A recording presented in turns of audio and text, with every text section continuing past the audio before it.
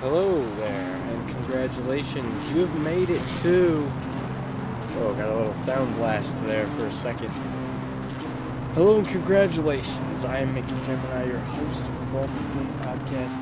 Congratulations on you for making it to Season 3, as there have been 12 episodes, and there has been plenty of bonus episodes. All the bonus episodes content available on the YouTube Vault of Doom podcast official YouTube channel. And this is the season premiere, Season 3, Episode 1. Thank you guys so much for your support and everything. Making it through the battles and trial and error that I've been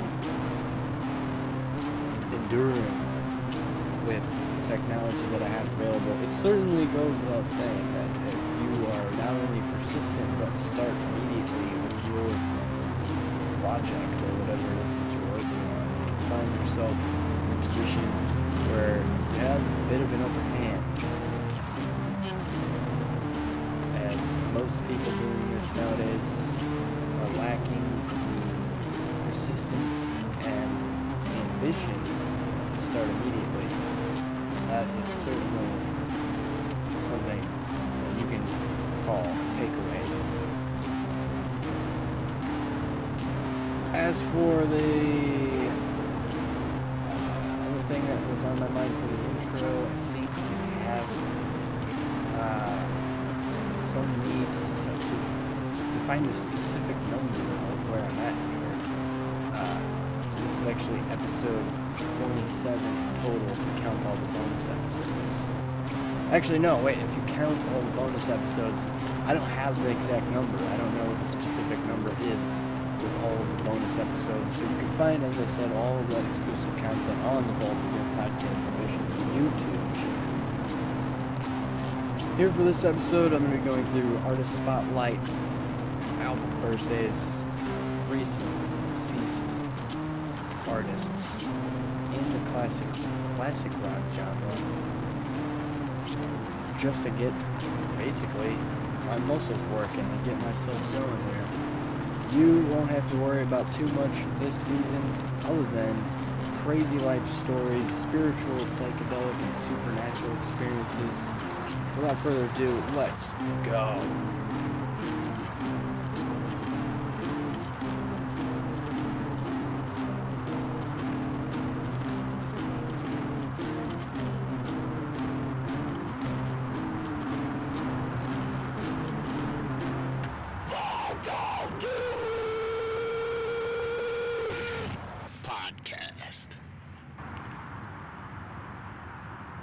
Now, I'm going to kick this episode off here with the main topic, and that is an article published in the Metal Archives or Encyclopedia Metalum about AI and how they do not allow AI artists and AI music on the page. It is expressed, I had the actual quote, but I had screwed it all up by paraphrasing and then leaving out the mission of the website. You can check all of that out in the links in the show notes as I provided them for you. As for the freaking main premise of this AI artists being prohibited into the Metal Archives, I want to go into the topic a little bit of this as a subtopic for why they have a system they have a system that's personally curated through the admins of the domain that don't allow any AI artists or music, and then the person submitting the stuff, or the artist submitting the stuff, has to actually have evidence that they're a human being. I'm not interested in being anticipated in anticipation for the thing, so what I can do in the meantime, however, is simply just say, well, here's the possibilities of what could and could not be happening in terms of curating the process. What could happen that they stated is that they might make a mistake. That there might be somebody who is both ways. A person who is AI music, who does submit AI generated music, and makes it through, and the filtering process being manually curated would be something for nerds to do. Excuse me. Something for nerds to do. And as for the other way around, not allowing AI-generated, filtering out the AI-generated music, AI-generated artists, that's another thing that could be a possibility, where the person's not AI, but they think that they are, so they're filtered out. I was a little bit worried about that just reading it, like where I could have the mistake, and then the communication being the communication being open, having an open line of communication with these guys, so that you can excuse the sound in the background. I'm just kicking off this season here with what I have in my notes. I'm going to try my best here to make sure that you don't have to worry about any of this white noise, as I'm currently in my recording studio right now, and I've just released some music with this white noise in the background that aids my sound that I was aiming for. Excuse me.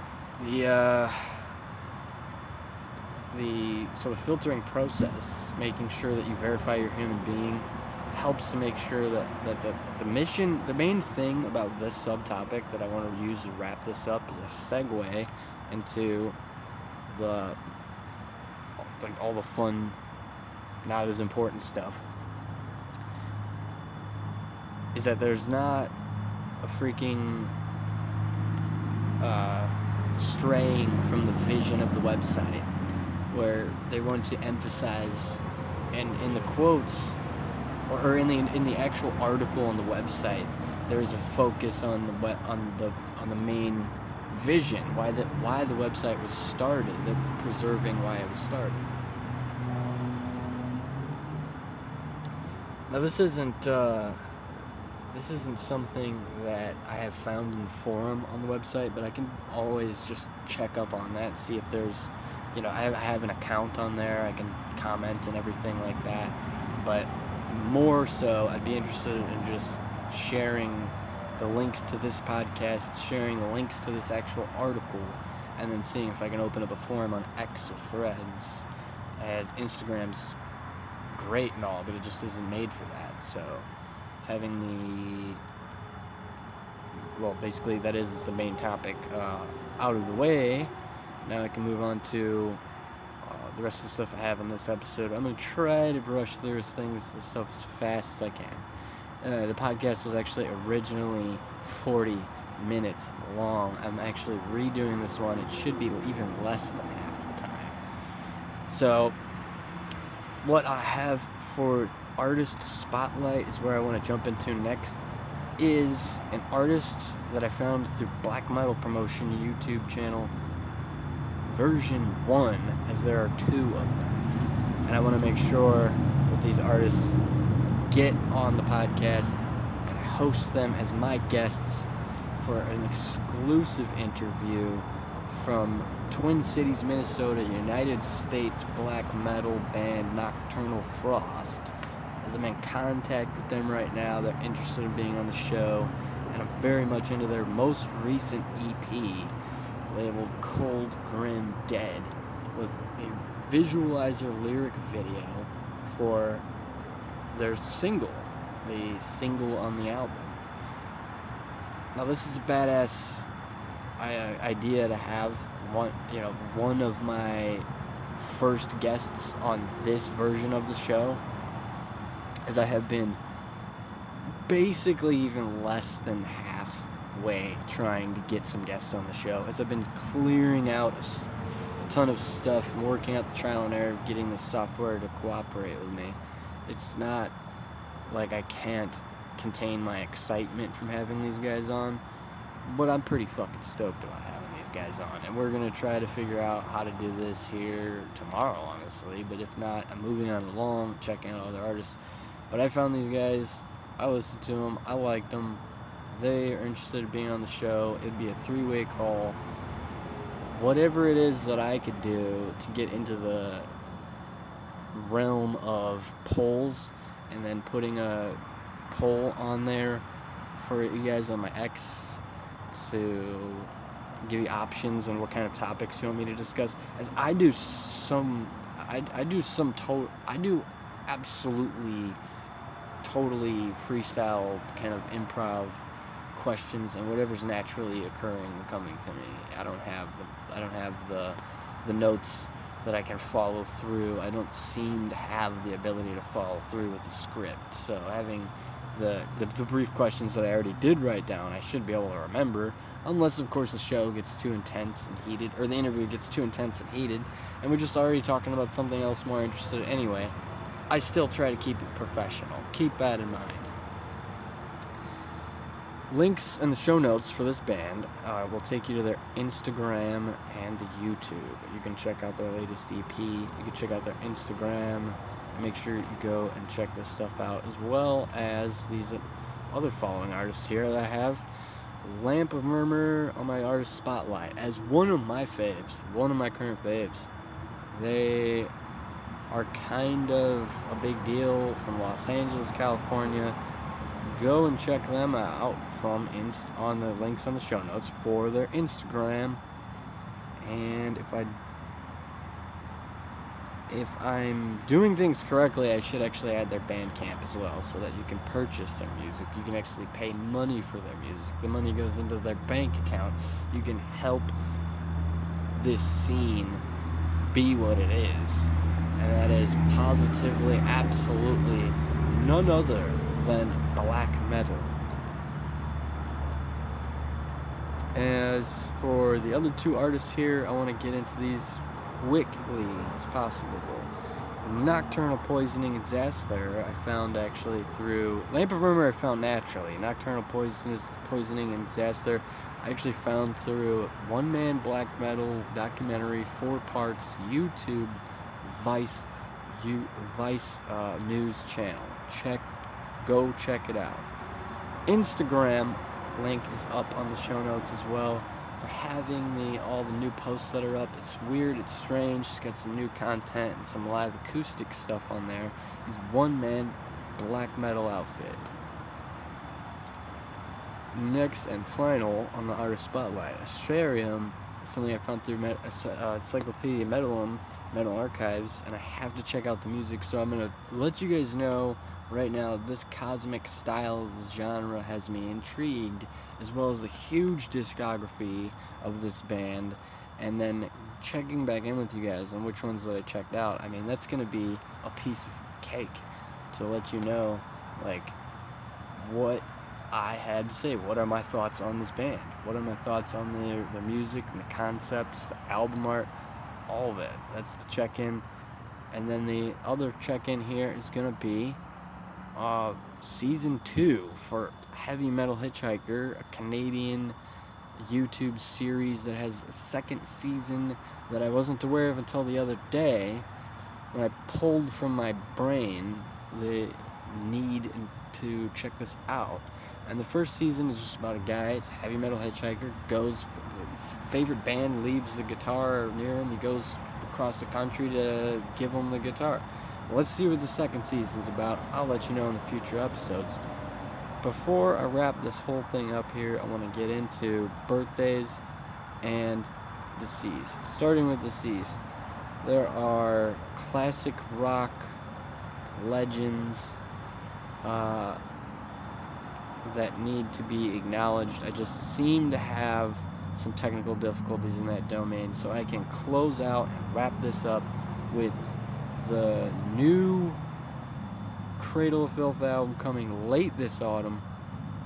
Unknown what the name is for when I wrote the notes down. Even when I do search it up, it's gonna be the next time I'm probably gonna check in about that is when I probably listen to the album. But if you haven't already listened to the most previous album with the live sets on there and 2 actual new songs, those are where I get into some of the deets.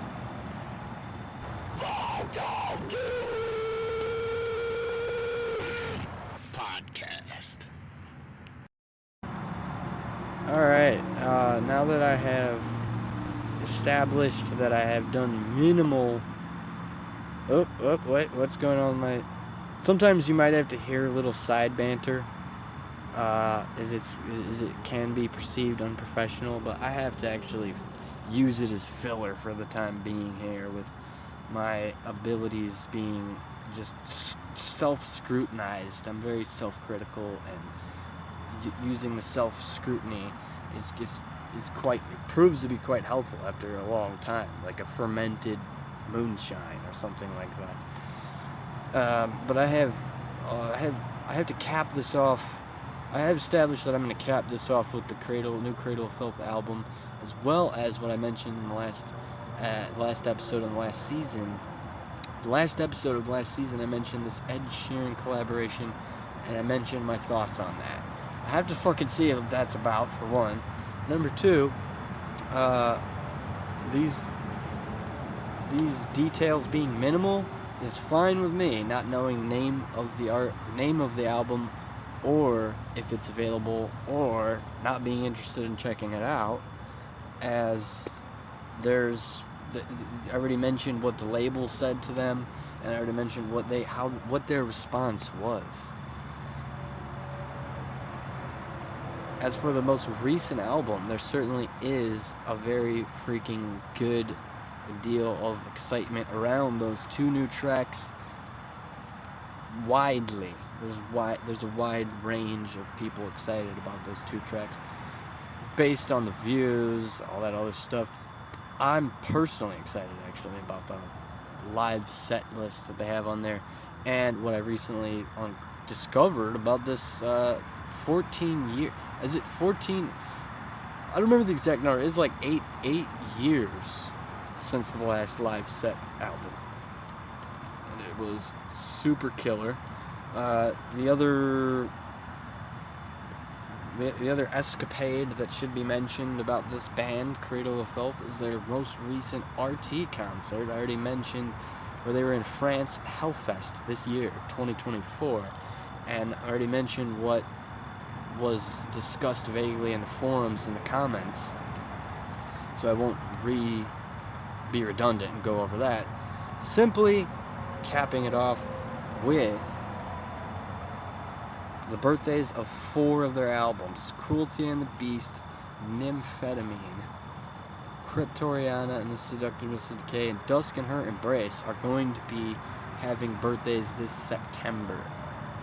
So, not next month, but the month after. And as for my little story that I have here for Cryptoriana and the Seductress of Decay, I have to freaking share this, because it's certainly vital and important to what I can perceive to be a lot of the madness that's inculcated into my pursuit of my expression, my creative expression.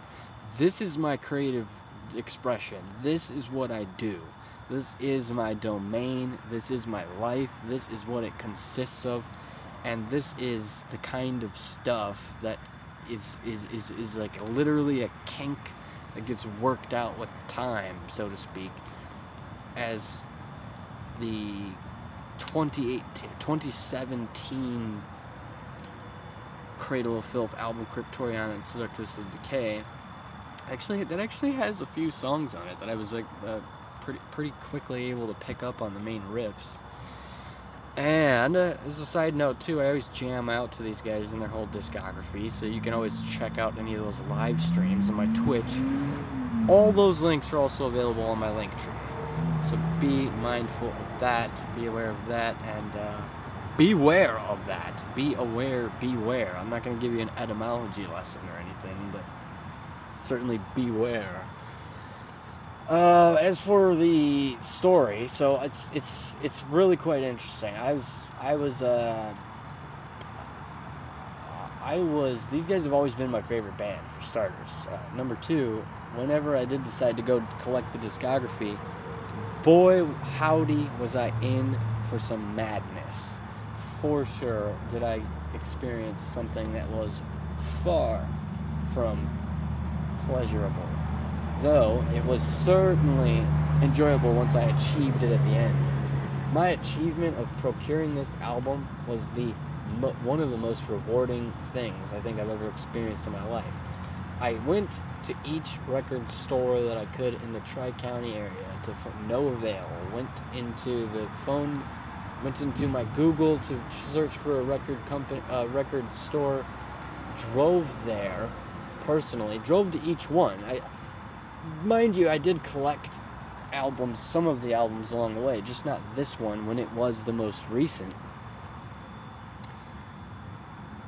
Finally, when I get into the downtown, major metropolitan area to get this album, they say they don't have it, but they'll order it. I think that makes sense. I think that makes sense that the record store would do this, and then having them do it, and then me purchasing them, giving them money, is like it's like an unspoken sacred thing now at this point.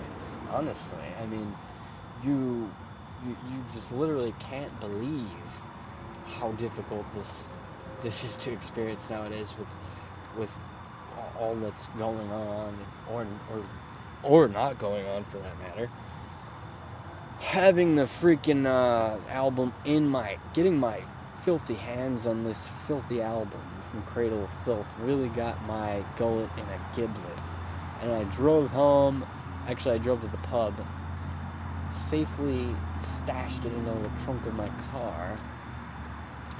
Also, as another side note, mind you, I had brought a buddy along with me the whole time. It probably made him miserable or gave him an adventure that he would not be able to ever share with anybody, as it was probably some super secret, top secret, confidential mission from God or what have you.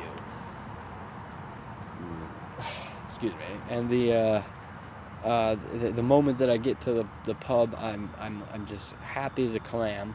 I go, it's Christmas time, I go home, I take the pictures available on Threads that you can see. If you want to experience this memory, you can go and see it on Threads. That's it. That's the end of the story, the end of the podcast, and the end of the premiere. The end of the premiere of this episode, of this premiere episode of the season. So, once again, congrats if you made it this long. I don't know where to freaking contact you guys, but all the links that I have for you to contact me are available on my link tree. I am Mickey GemInEye. This is the Vault of Doom podcast, season 3, episode 1. Over and out. Let it rock.